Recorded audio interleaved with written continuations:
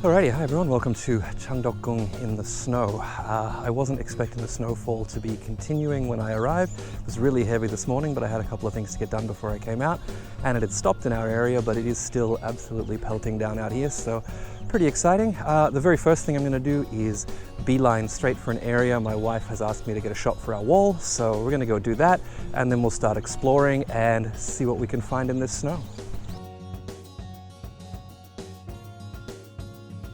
Okay, so here we are at the spot that my wife asked me to come and get a photograph of, and the photograph involves a vertical shot of this main section here where we've got the roof with the snow above, and then we have these beautiful latticed windows below. Now, unfortunately today the windows are actually open, which means that all I get is a black dark patch. Now, there are some other windows off to the side here that we could use, but unfortunately you can't get a high enough vantage point to be able to get those. So what I've decided to settle on is actually doing a 65 by 24 panorama that includes about, probably the top 3/4 of the frame will be the roof with the snow, just those beautiful patterns coming down, and then the bottom quarter or so will be the lovely flowered patterns beneath the roof there. And so I'm dealing with a fairly large exposure difference here, so white snow above, and then colored things are actually in shade below, but being that I'm using the GFX, I should have plenty of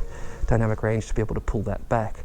So what I'm doing is I'm just exposing to the point where just before the snow blows out. So I'll essentially, it'll look like I have no detail in the JPEG on the screen, but once I get it back, I should be able to pull those highlights back in post and then pull the shadows up without too much issue.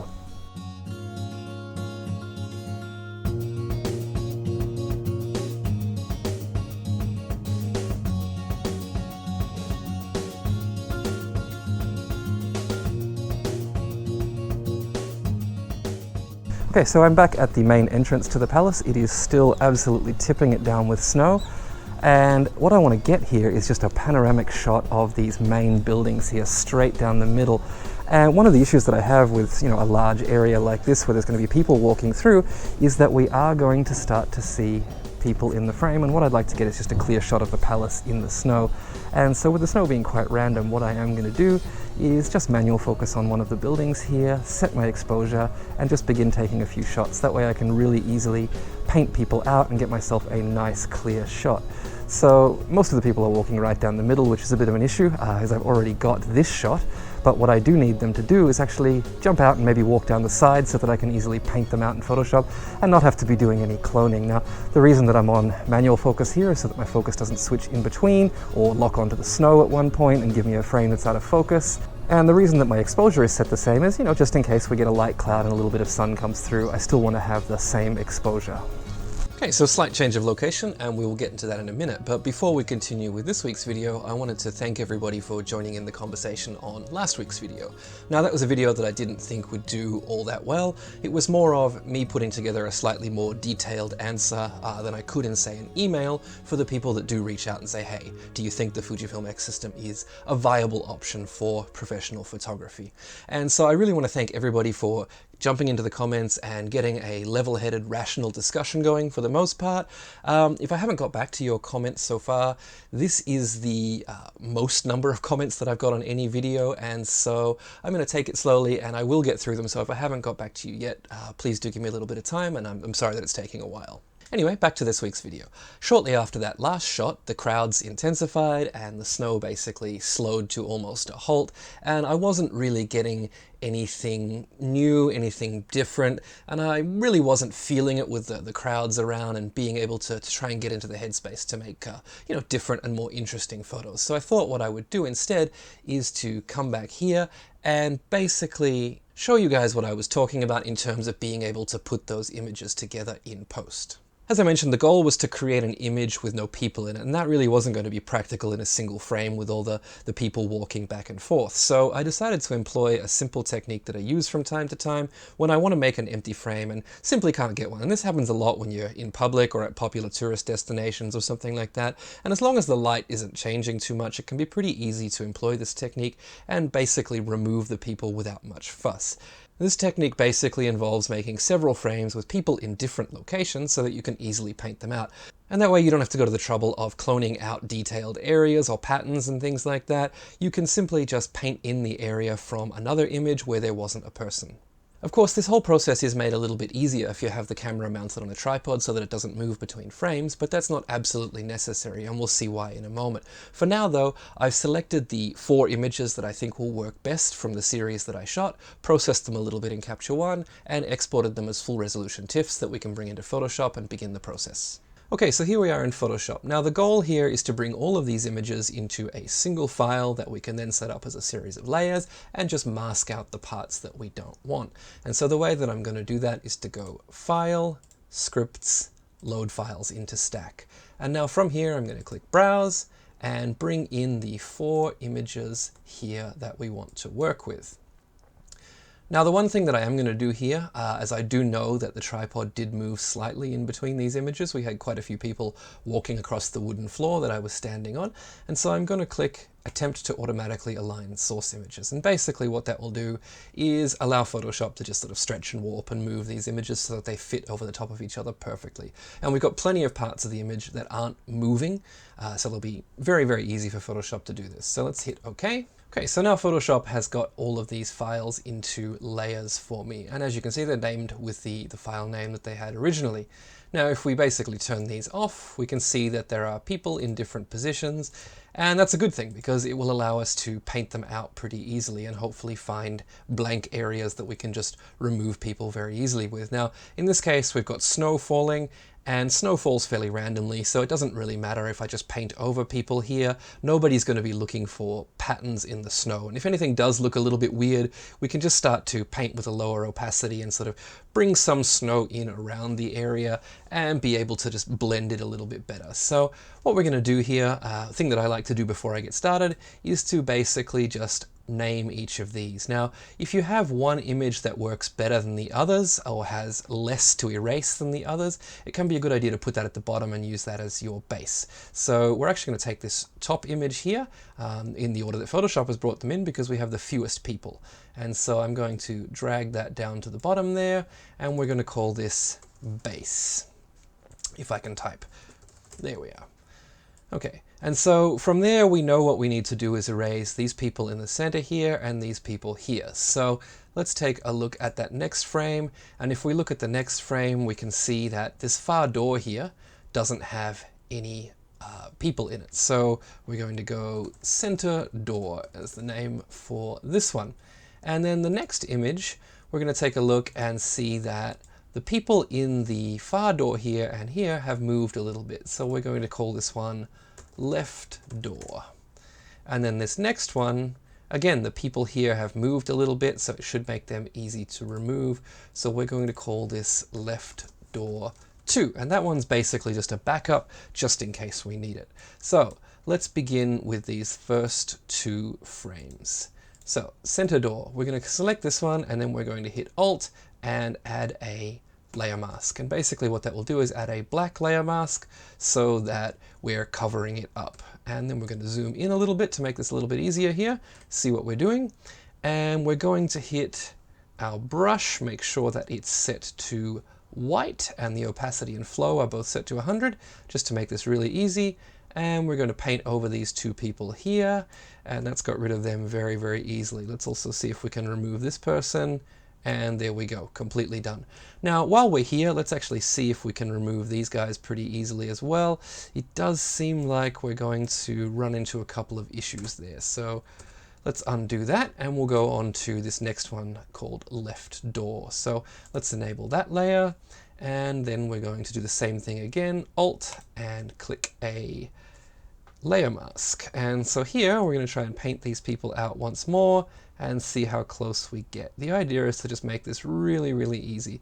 As you can see, if we were actually cloning this, we'd have to be cloning straight lines and trying to ensure that, you know, pieces of the door and pieces of the snow still looked okay and we didn't get any duplicate patterns. Whereas with this, we're able to just sort of paint things in. Okay, so that looks pretty good, but we've still got the half a person here and half a person here. So let's see if our left door 2 can fix that. And I think it should be able to. So let's do the same thing here, add our black layer mask, and we're just going to very finely paint in here.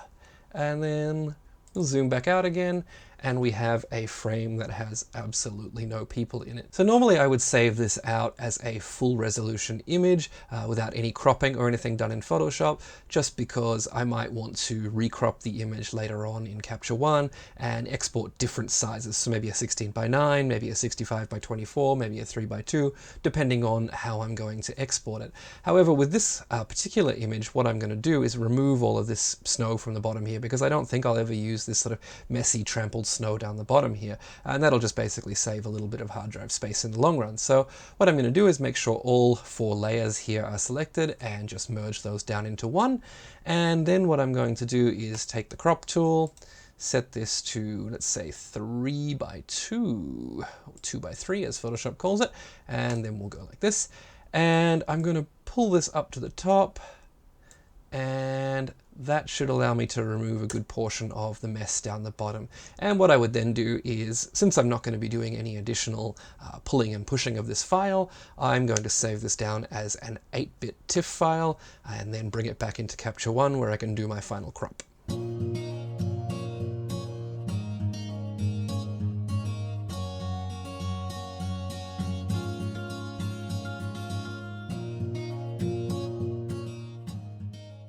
On my way back to the metro station, I decided to stop in at the Museum of Modern History as well and head up to the rooftop. Now, this is a fairly well-known viewpoint. It's used by a lot of the news media and a lot of people just coming to get a nice view of the city. It is one of the only accessible rooftops in the area, so it does get a bit packed with people, but I thought I would head up there and see if I could get a nice shot of Changdeokgung on the way home as well.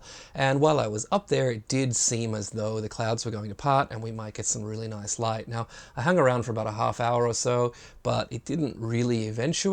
However, I did get another nice image that would work for this technique, and we could do something a little bit different with it. So let's jump back into Photoshop and see how that pans out. Okay, so here we are back in Photoshop again. Again, I went through the same process and brought in the images and had them automatically aligned. And again, Photoshop has put the image that I want to use as my base on the top. And so that is this image here. And the reason that I want to use this image is because while I was up there, I actually spotted this couple standing here, and I thought, wouldn't it be nice if this entire scene basically just contained them? And so this is a technique that I use occasionally in things like a family session or a couple session when we've got a busy scene and I really want to be able to have a clean, simple scene without anybody else in the images. And so I will take a photo of my couple and have them relax a little bit while I just wait there and make a couple of extra shots. So what I want to do here is basically employ that same technique. So I want to have this couple and absolutely nobody else in this scene. And as you can see at the front of the image, we've got, you know, this car going by here. We've got these people waiting for the crossing. We've got this couple walking here. We've got a line of cars waiting for the lights here. And in the background, we have several different people that are in places where it might be a little bit difficult to clone them out, such as, you know, in this gate area here. And so what I did was I made a few different images where I'll be able to really easily remove all these elements in the foreground here and hopefully remove the people from the door here. But then there are a couple of people where, you know, like this guy here, very, very simple to just quickly grab the clone tool and go over the top with. So let's get started. Let's call this layer base and we'll move it down to the bottom. And then basically what I want to do again is look for elements that have changed in each of these images. So if we look at this one, down the front we'll see that there's nobody waiting here. This car is gone. So we're going to call this one left crossing and car. And you'll also see that this gate here is quite clear. So let's also put rear gate there just in case. This next image here, we're going to quickly turn on and off, and we'll see that again this just clears out a few of the people in the foreground here. So we're going to call this one again foreground. It also does a good job of the rear gate and gets that being a little bit simpler again as well as this gate here. And let's take a look at this final image here. And what this one does is gives us a clear street in the foreground. So let's call this right street. And what that will enable me to do now is to go in and just paint each of the sections of people here out that I don't want to be in there. So I'm going to quickly go ahead and do that, and then we'll get back to it.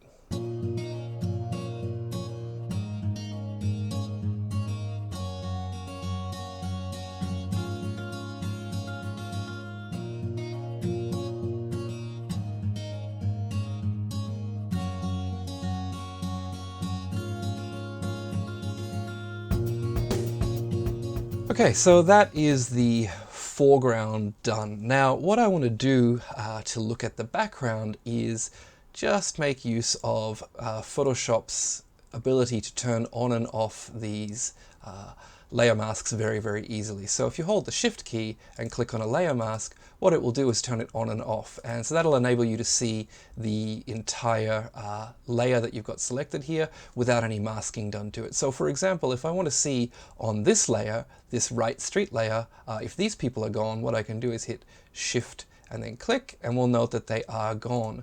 And so what I can then do with this layer is just grab my white brush and know that I'll very easily be able to paint them out. And basically I can just move across the image, turning this on and off, and know that if I brush here, for example, these people will be gone. And basically I can repeat that across the entire image, and when I'm done I should have very few people left to have to clone out. So I'll quickly get that done, and then we'll show you the final image.